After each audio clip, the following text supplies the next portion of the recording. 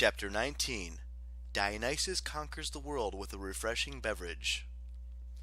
I saved this guy for last because he's likely to turn me into a porpoise if I say anything bad about him.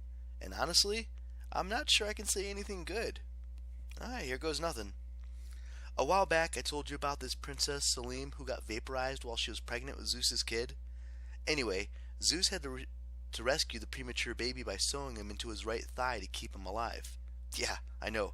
Just another boring day in the life of a god. Several months later, the baby was getting big and uncomfortable in Zeus's leg, so Zeus figured the kid was ready to be born. Zeus undid the stitches, and amazingly, the kid came out alive and healthy. Zeus wrapped him in a blanket, but he didn't know anything about raising babies, so he called in Hermes. "Hey," Zeus said, "take this baby down to the mortal world. I think Selim had a sister or something. Find her and ask her to raise this kid until he's older." "Sure, boss."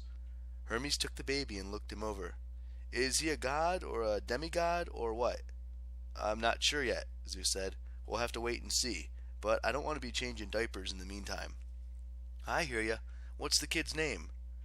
The kid started screaming and yelling. "For now," Zeus decided, "let's call him Bacchus." Hermes grinned. "The noisy one? Nice. One more thing. Hera will be looking for him. She hasn't been able to mess with the kid while he was stuck inside my thigh, but she'll notice that big lump is gone now."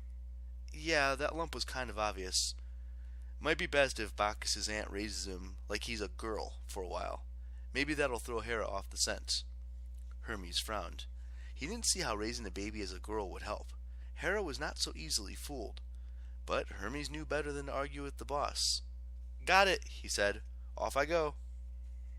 Hermes had no trouble finding the baby's Aunt Ino and Uncle Athamas. They agreed to raise Bacchus with their own children, and the boy grew up at a normal human rate, not super accelerated like a god. Everybody decided that he must be a demigod, and that just made Zeus more fearful that Hera would try to rip the kid apart. As requested, Ino and Athamas dressed Bacchus in girls' clothing to keep his identity secret. The first few years of his life, Bacchus was very confused. He wasn't sure why his foster parents kept calling him he in private and she in public. At first he thought all kids were treated that way. Then, when he was 3 years old, Hera struck. Somehow, she discovered where the baby was living, and she flew down from Olympus intent on revenge. By the time Zeus found out what was happening, he only had a few seconds to act. He managed to zap Bacchus into the form of a goat, so that Hera wouldn't notice him. But Bacchus's foster parents were not so lucky. Hera spotted them and inflicted them with a violent form of madness. Uncle Athamas thought his oldest son, Lacos, was a deer and killed him with a bow and arrow. Aunt Ino thought their youngest son, Micletarius, needed a hot bath. A really hot bath. So she drowned him in a basin of boiling water. Then Ino and Athamas realized what they'd done. In despair, they both leapt off the side of a cliff and plummeted to their deaths. That's Hera. She was all about wholesome family values. Zeus managed to retrieve Bacchus and turn him back into a child. But the experience haunted Bacchus. He learned that madness could be used as a weapon. He learned that goats were good. In fact, the goat became one of his sacred animals. And he learned that you couldn't hide who you were just by putting on different clothes. Later on, he became the god of anybody who felt confused about his or her own gender, because Dionysus could relate.